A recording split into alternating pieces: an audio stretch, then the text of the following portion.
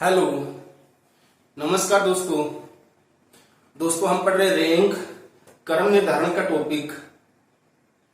दोस्तों आज की क्लास में हम जानेंगे कंपैरिजन के आधार पर या तुलनात्मक आधार पर पूछे जाने वाले क्वेश्चनों का सॉल्यूशन। आइए साथियों प्रारंभ करते हैं आज की क्लास और देखते हैं आज का पहला क्वेश्चन नंबर 1। देखिए दोस्तों, आज का पहला क्वेश्चन, विकास गोविंद से लंबा है लेकिन उमेश से छोटा है। देखिए साथियों, पहले इसी लाइन को हम सरल करेंगे। ये कंपैरिजन के आधार पर पूछे जाने वाले क्वेश्चन जो आपको प्रत्येक एग्जाम में अवश्य मिलता है। तो ये साथियों विकास है, तो विकास किससे लंबा है? गोविंद। तो इसका मतलब है गोविंद है ये विकास से छोटा है, तो विकास गोविंद से लंबा है। लेकिन अब देखिए यहां वर्ड यूज हुआ है लेकिन तथा और परंतु। यदि इन शब्दों का प्रयोग हो तो इसका मतलब है अगला जो कंपैरिजन किया गया है ये इस फर्स्ट व्यक्ति के साथ ही किया गया है। लेकिन यहां इन शब्दों को हटाकर जो शब्द लगा दिया जाए तो इसका मतलब है ये जो कंपैरिजन है अगला ये किसके साथ है? सेकंड पर्सन के साथ है। लेकिन यहां वर्ड यूज हुआ लेकिन का मतलब विकास उमेश से छोटा है, क्योंकि यहां फर्स्ट पर्सन कौन है? विकास है। तो विकास उमेश से छोटा है, इसका मतलब उमेश है ये विकास से बड़ा है। ये आ गया अपने पास उमेश। ये तो अपनी पहली लाइन का कंपैरिजन हुआ। अब देखिए आगे, उमेश रजत से लंबा है। यहां सेकंड लाइन करते, उमेश है ये उमेश किससे लंबा है? रजत से लंबा है। ये यहां पर आ गया रजत। उमेश रजत से लंबा है लेकिन गणेश से छोटा है। देखिए यहां फिर अगला जो कंपैरिजन है वो पहले कंपैरिजन के साथ जोड़ा गया है। किस वर्ड के साथ? लेकिन का मतलब है फर्स्ट व्यक्ति की ही बात यहां पर इस लाइन में की जा रही है। उमेश रजत से लंबा है लेकिन का मतलब है ये उमेश है ये गणेश से छोटा है। तो यहां इस कंपैरिजन में उमेश रजत से लंबा है और उमेश से बड़ा कौन है? गणेश है। अगली लाइन पढ़िए, गोविंद रजत से लंबा है। अगला कंपैरिजन इधर करेंगे, ये रजत है और इससे लंबा कौन है? गोविंद है। गोविंद रजत से लंबा है। ये पूछ रहा इनमें सबसे छोटा कौन है? ये फर्स्ट लाइन का कंपैरिजन है, ये सेकंड का है और ये थर्ड का है। देखिए साथियों, आंसर तो यहां से निकल जाएगा, लेकिन हम इन पांचों व्यक्तियों को क्रमबद्ध लंबाई के आधार पर खड़ा करें तो अपने पास क्या क्रम बनेगा? देखिए यहां पर उमेश, विकास और गोविंद। तो यहां पर उमेश आया है, तो इस सेकंड पर्सन में सेकंड लाइन में देखिए जो ये लाइन थी इसमें उमेश का कंपैरिजन किसके साथ है? रजत और गणेश के साथ। तो रजत है ये तो उमेश से छोटा है और ये जो गणेश है ये उमेश से बड़ा है। तो अपने पास ये आ जाएगा कि अपने पास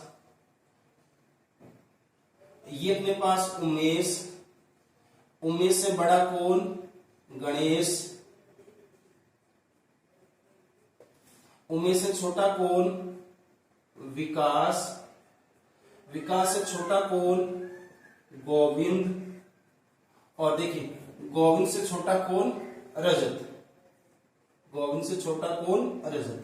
यदि हम इनका क्रम देखेंगे तो इनका क्रम ये बनेगा, ये जो क्रम है ये इनका बढ़ता क्रम है, छोटे से बड़ा क्रम, और ये जो क्रम है अब ये इनका बड़े से घटता क्रम है।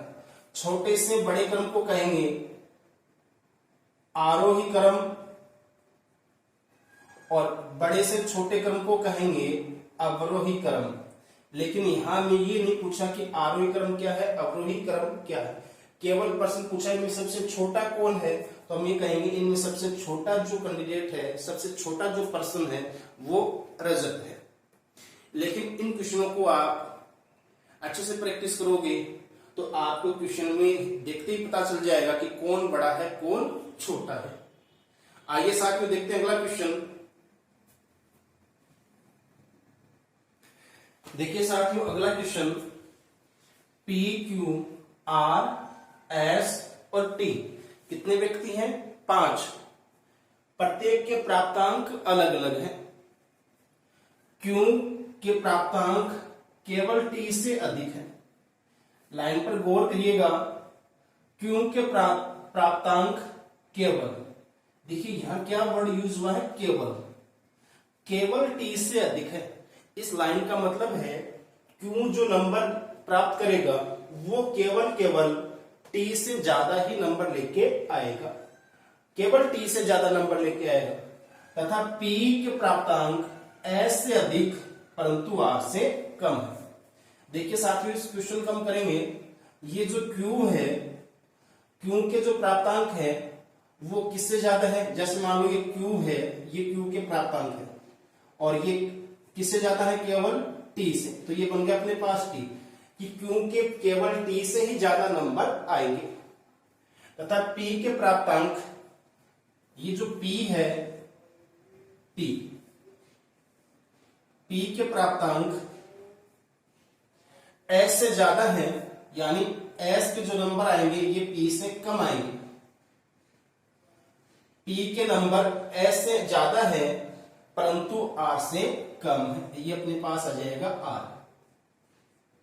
तो ये तो अपने पास पहली लाइन का कंपैरिजन हुआ और ये अपने पास सेकंड लाइन का कंपैरिजन हुआ। क्वेश्चन में इतना ही हमें डाटा दिया है।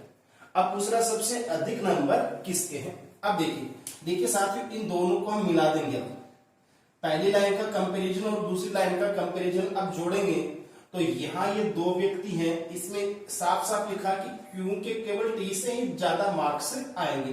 तो इसका मतलब है सबसे कम है T के, उसके बाद में नंबर आए Q के। अब ये इनके साथ जुड़ेंगे तो इसका मतलब है Q से ज्यादा नंबर आ जाएंगे S के और S से ज्यादा आएंगे P के, P से ज्यादा आएंगे R के, क्योंकि इसमें साफ साफ लिखा है कि P है वो S से ज्यादा नंबर लेगा और R से कम नंबर लेगा। तो देखिए साथियों इस क्वेश्चन को इतना ही करेंगे और इतनी देर में इसका आंसर निकल जाएगा। तो सबसे ज्यादा जो नंबर आएंगे वो किसके आएंगे साथियों? R के आएंगे। आप इस तरीके से लेस देन, ग्रेटर देन इनका यूज भी करके क्वेश्चन को कर सकते हो। देखिए साथियों इसे इस प्रकार से कर सकते हैं, क्योंकि केवल T से ज्यादा नंबर आएंगे, P जो है ये S से ज्यादा नंबर लेगा लेकिन ये R से कम नंबर लेके आएगा। तो देखिए साथियों इसको अब ऐड कर लें तो इस प्रकार से, तो ये आ जाएगा अपने पास कि T से ज्यादा नंबर आए Q के, Q से ज्यादा नंबर आए S के, S से ज्यादा नंबर आए P के और P से ज्यादा नंबर आए R के। तो सबसे ज्यादा जो नंबर लेके आया वो कौन है? R है। बिल्कुल आसान क्वेश्चन है साथियों, ये थोड़ा सा ध्यान रखना है बस। आइए देखते हैं अगला क्वेश्चन। देखिए साथियों अगला जो क्वेश्चन है बिल्कुल ध्यान से पढ़िए, कुछ शब्दों का इसमें खेल है इस क्वेश्चन में, उन शब्दों को आपको पकड़ना है। तो साथियों क्वेश्चन है L, M, N, P, Q और L, M, N, P, Q और S में से प्रत्येक की ऊंचाई अलग अलग है। कि ये 6 व्यक्ति हैं, इनकी सबकी प्रत्येक की हाइट है वो अलग अलग है। N, Q और P से लंबा है। कि ये जो N है ये किससे लंबा है भैया? ये Q और P से लंबा है। ये या तो ये Q है या ये P है, या फिर ये P है या ये Q है। यदि ये Q है तो ये P है, यदि ये P है तो ये Q है। तो N Q और P से लंबा है परंतु M से छोटा है। अब देखिए ऊपर वाली लाइन का जो कंपैरिजन है वो फिर नीचे वाली लाइन के साथ परंतु शब्द जो लगा के तुलना की हुई है। इसका मतलब है M से छोटा कौन है? ऊपर किसकी बात हो रही है? M की। तो इसका मतलब है ये परंतु लगा के जो M की जो बात हुई ये किसके लिए बोली जा रही है? M के लिए। तो ये m से छोटा है, ये यहां पर कौन आ जाएगा m, परंतु m से छोटा है कौन n। अगली लाइन देखें, p सिर्फ q से लंबा है। देखिए साथियों p और सिर्फ का मतलब है केवल, ये जो p है ये केवल q से ही लंबा है। देखिए इधर लिखेंगे कि ये जो p है ये सिर्फ किससे लंबा है, q से लंबा है। तो इसका मतलब p और q यहां है, तो इसका मतलब है n जो है q और p से लंबा, तो यही इसको हम डाटा को यहां लेके आएंगे। p सिर्फ q से लंबा, इसका मतलब है साथियों ये p है और ये q है। कितने आदमी हैं, 6 आदमी। 6 आदमियों में से ये जो p है ये केवल किससे लंबा होगा, q से लंबा होगा। इसका मतलब है इस p से लंबे कितने आदमी होंगे, 4 आदमी इस p से लंबे होंगे। आगे पढ़िए, जबकि s सिर्फ l से छोटा है। s है, s सिर्फ किससे छोटा है, l से छोटा है।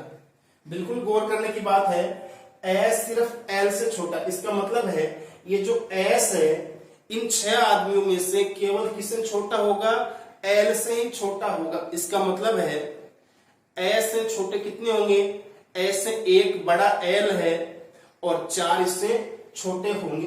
तो इसका मतलब है कि 4 मेंबर ये अपने पास है, तो इनमें ये जो s है ये सिर्फ l से ही छोटा है, बाकी इन चारों से ये s बड़ा है। तभी ये कंडीशन पूरी अप्लाई होगी कि s सिर्फ l से ही छोटा है।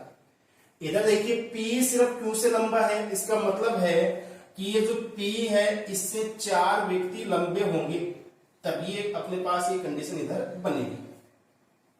अब देखिए साथियों, वो छोटा निम्न में से कौन सा युग्म सबसे लंबे और सबसे छोटे को प्रदर्शित करेगा। देखिए साथियों, सबसे छोटा q है और सबसे लंबा इन 6 व्यक्तियों में l है, तो कौन सा ऑप्शन हो जाएगा, ऑप्शन नंबर 2 कि सबसे छोटा तो है q और सबसे लंबा है l, तो अपना ऑप्शन नंबर हो जाएगा 2। साथियों, क्वेश्चन के अंदर लैंग्वेज को पकड़ना है, शब्दों के खेल को पकड़ना है। जैसे यहाँ यूज हुआ सिर्फ का मतलब केवल, जहां केवल शब्द लगा के आए तो उस प्रश्न में गौर करना है। परंतु आ जाए, लेकिन आ जाए, जो शब्द आ जाए तो उन पर आपको फोकस रखना है। आइए साथियों देखते हैं अगला क्वेश्चन। देखिए साथियों, अगला जो क्वेश्चन है, क्वेश्चन में 5 व्यक्ति बोले गए SKMAR, ये 5 व्यक्ति हैं और इनमें बोला गया लंबाई के अनुसार S K से छोटा है।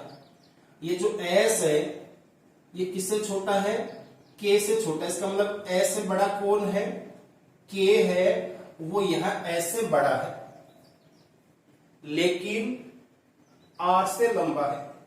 देखिए यहां पर ये R से लंबा कौन है, S है, ये R से लंबा है, तो ये K S और R का कंपैरिजन है।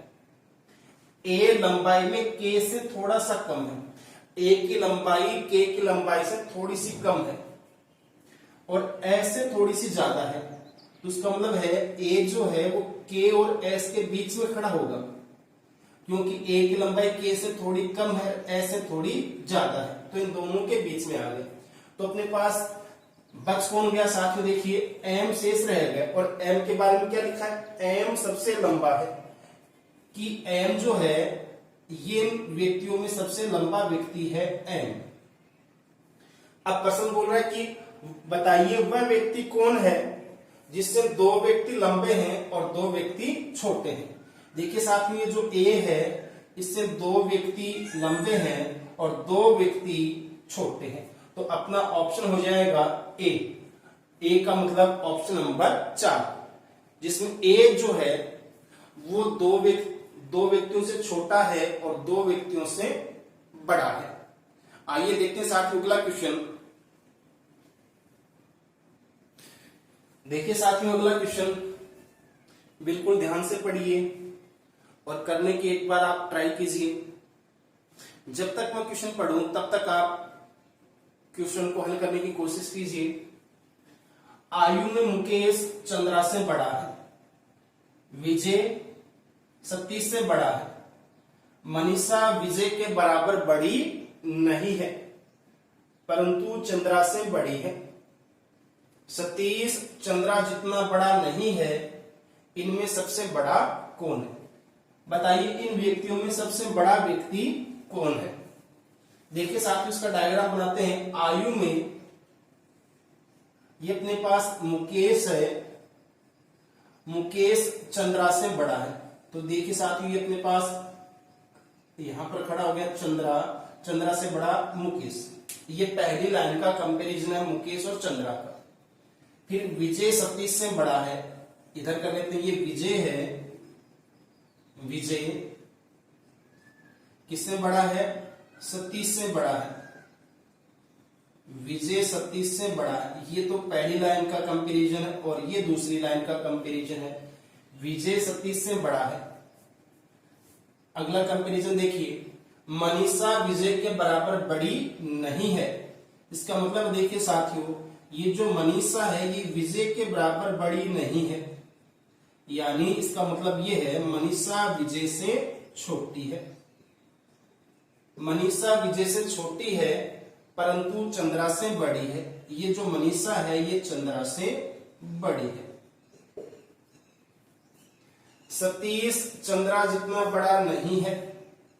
देखिए साथियों आगे इधर कर देते हैं इसका कंपैरिजन। ये कंपैरिजन नंबर 3 हुआ और चौथा कंपैरिजन अपना बाकी है।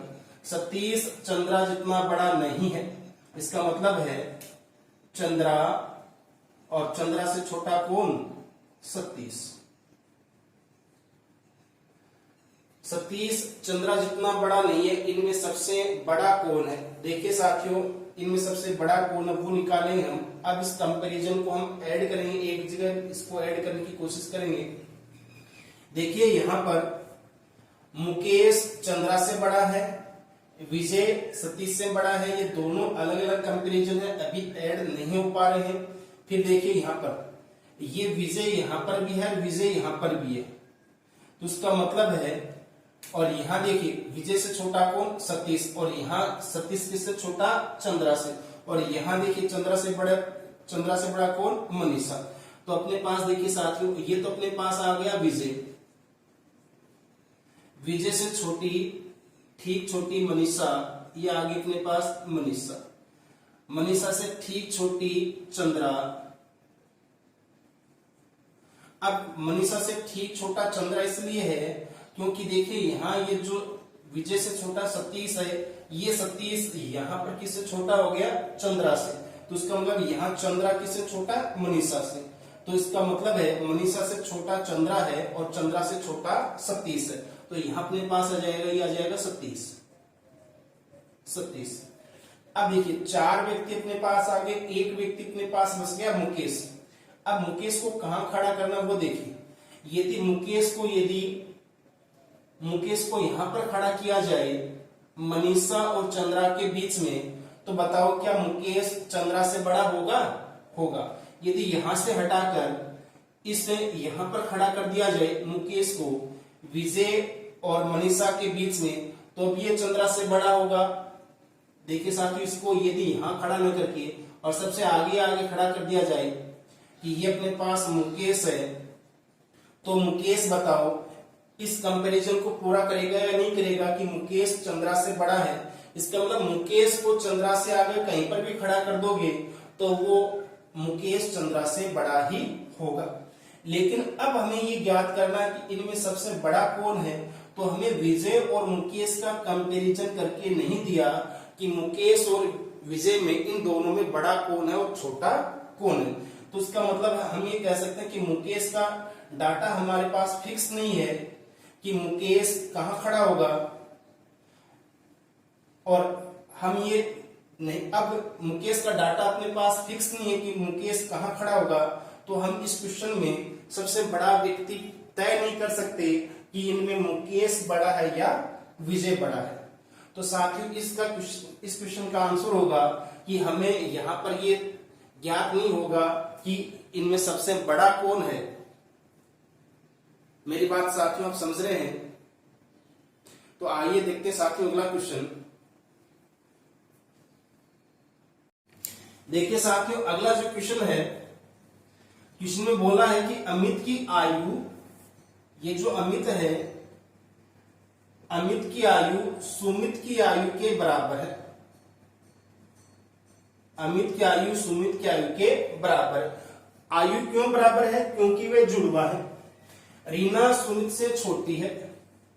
ये जो रीना है ये किससे छोटी है? सुमित से। जब रीना एज में सुमित से छोटी है तो वो अमित से भी क्या होगी? छोटी होगी। आगे बढ़िए, रीना मीना से छोटी है। रीना है वो किससे छोटी है? मीना से छोटी, लेकिन सुरेश से बड़ी है। कौन है?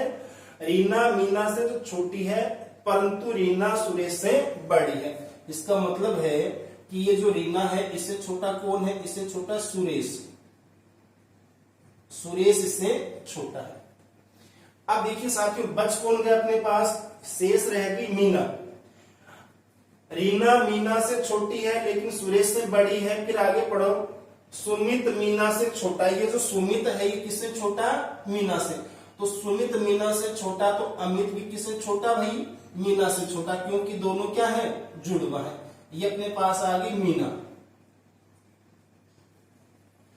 तो इनमें सबसे बड़ा कौन है? तो हम ये कहेंगे सबसे छोटा सुरेश, उससे बड़ा रीना, उससे बड़ा सुमित, उससे बड़ा अमित, सबसे बड़ी मीना। तो हम ये कहेंगे कि इन सभी में सबसे जो बड़ा है वो कौन है? मीना है। तो साथियों इन क्वेश्चनों को आप थोड़े से धैर्य से और थोड़ा सा बस ध्यान से करने की कोशिश करने की आप ट्राई कीजिए।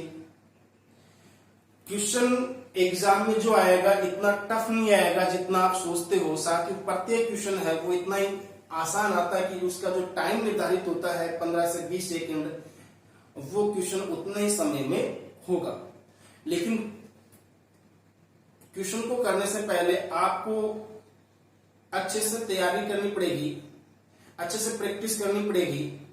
आप किसी भी बड़े प्लेयर को देखते हैं, किसी भी मैच का बड़ा प्लेयर है, गेम खेलना उसको, तो आप ये देखते हैं कि जो भी प्लेयर होता है वो पहले उससे कितनी ज्यादा प्रैक्टिस करके आता है उस एक छोटे से मैच को खेलने के लिए।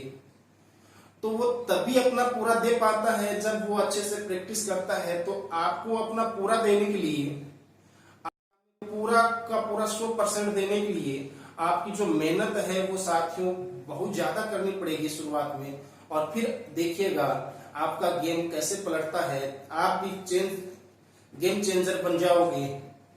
आइए साथियों देखते हैं अगला क्वेश्चन।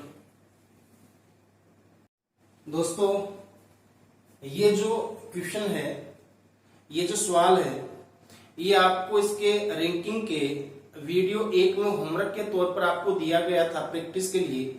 2 क्वेश्चन आपको उस वीडियो में लास्ट में एंड में दिए गए थे। तो देखते हैं साथियों इस क्वेश्चन का सॉल्यूशन।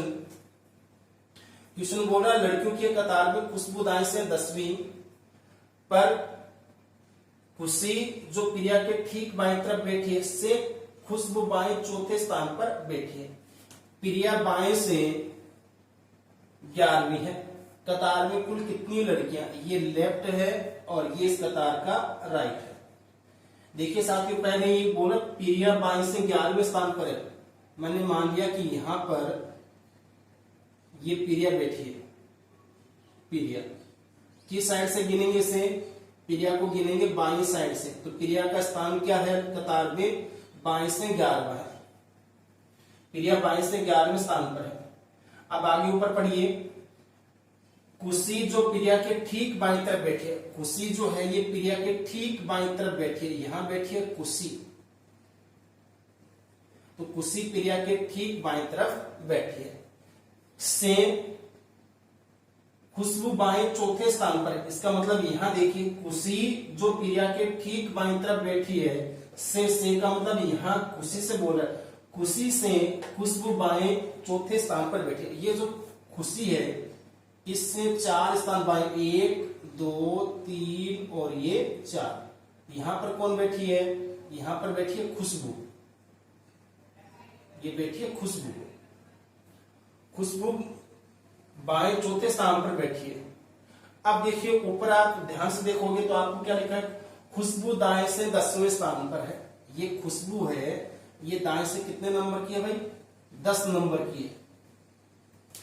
तो इसका मतलब है ये 11 नंबर की है, ये बाएं से 10 की होगी, ये 9 की है, ये 8 नंबर का सीट है, ये 7 नंबर की सीट है और ये बाएं से 6 नंबर की सीट है।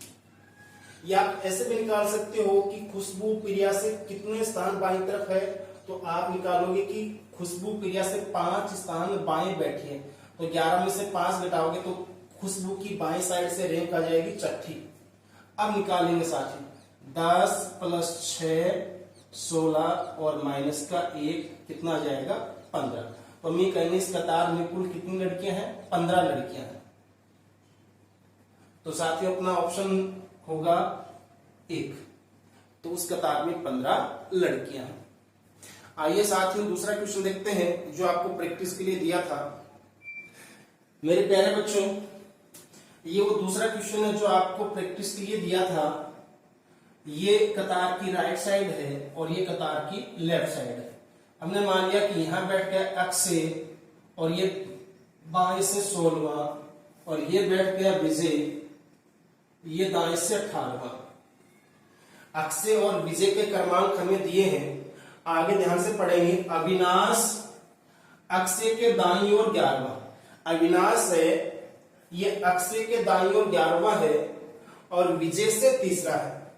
पंक्ति में कितने लड़के, साथियों प्रश्न जो है वो इसी लाइन पर अपना प्रश्न बनेगा, यानी गौर करने की बात जो है वो इसी लाइन पर है कि अविनाश अक्षय के दाईं ओर 11वां, विजय से तीसरा है।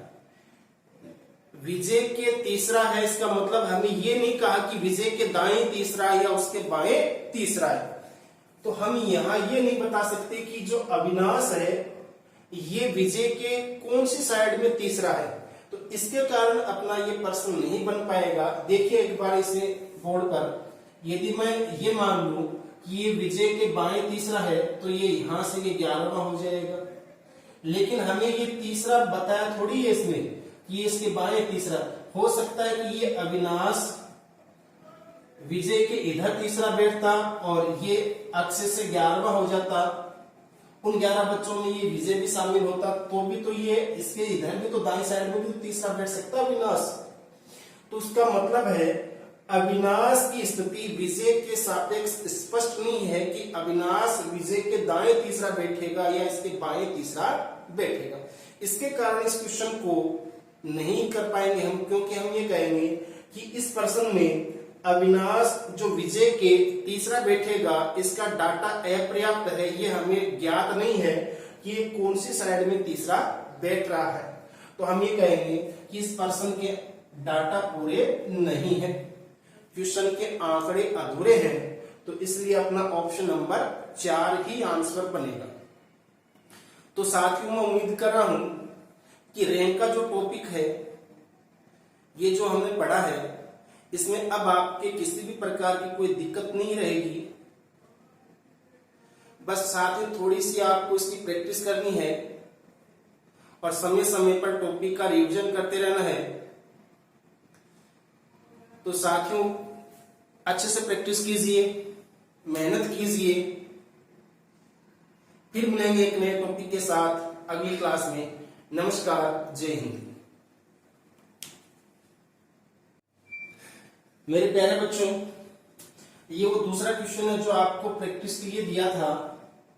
ये कतार की राइट साइड है और ये कतार की लेफ्ट साइड है। हमने मान लिया कि यहां बैठ गया अक्षय और ये बाएं से 16वां और ये बैठ गया विजय, ये दाएं से 18वां। अक्षय और विजय के क्रमांक हमें दिए हैं, आगे ध्यान से पढ़ेंगे। अविनाश अक्षय के दाईं ओर 11वां, अविनाश है ये अक्षय के दाईं ओर 11वां है और विजय से तीसरा है।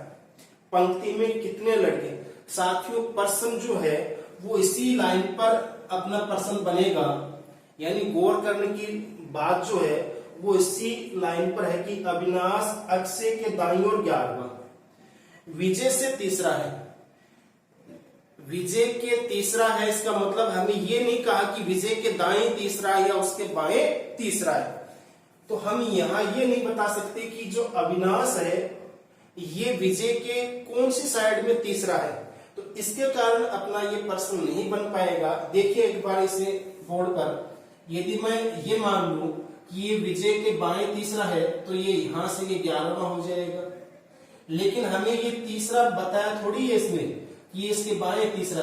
हो सकता है कि ये अविनाश विजय के इधर तीसरा बैठता और ये अक्षय से 11वां हो जाता, उन 11 बच्चों में ये विजय भी शामिल होता, तो भी तो ये इसके इधर भी तो दाएं साइड में भी तो तीसरा बैठ सकता अविनाश। तो उसका मतलब है अविनाश की स्थिति विजय के सापेक्ष स्पष्ट नहीं है कि अविनाश विजय के दाएं तीसरा बैठेगा या इसके बाएं तीसरा बैठेगा।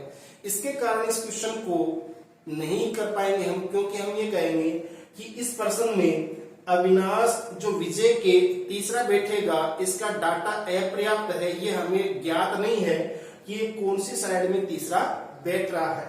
तो हम ये कहेंगे कि इस प्रश्न के डाटा पूरे नहीं है, क्वेश्चन के आंकड़े अधूरे हैं, तो इसलिए अपना ऑप्शन नंबर 4 ही आंसर बनेगा। तो साथियों मैं उम्मीद कर रहा हूं कि रैंक का जो टॉपिक है ये जो हमने पढ़ा है इसमें अब आपके किसी भी प्रकार की कोई दिक्कत नहीं रहेगी।